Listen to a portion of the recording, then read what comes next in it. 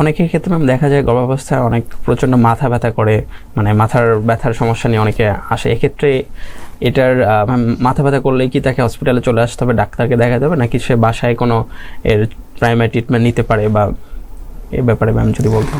মাথা ব্যথা যেটা হচ্ছে সবচেয়ে ক্ষতিকর আমরা বলে থাকি, আর আমাদের দেশে সবচেয়ে বেশি, সেটা হলো 7 মাসের পরে।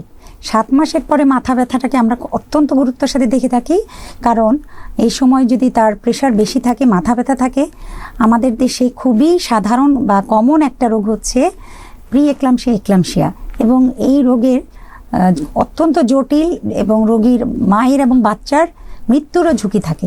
আরও অনেক ধরনের কঠিন কঠিন জটিলতা হয়ে থাকে, যার ফলে তাদেরকে সুস্থ করা বা তাদেরকে বাঁচিয়ে রাখা অনেক সময় খুব কঠিন হয়ে যায়।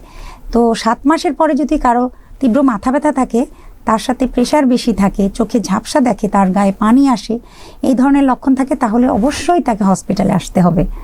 আর প্রাথমিক দিকে অনেক সময় পেশেন্টরা, বিশেষ করে প্রথম 3 মাসে মাথা ব্যথার কথা বলে থাকে, এটা আসলে প্রথম 3 মাস যেহেতু তাদের খাবারের রুচি কম থাকে, খেতে পারে না, তাদের হচ্ছে ঘুমটাও একটু ডিস্টার্ব হয়, একটু আধটু হতে পারে, সেই জন্য খুব বেশি দুশ্চিন্তাগ্রস্ত হওয়া দরকার নেই। তারা একটু বাসাতেই প্যারাসিটামল জাতীয় ওষুধ খেতে পারে।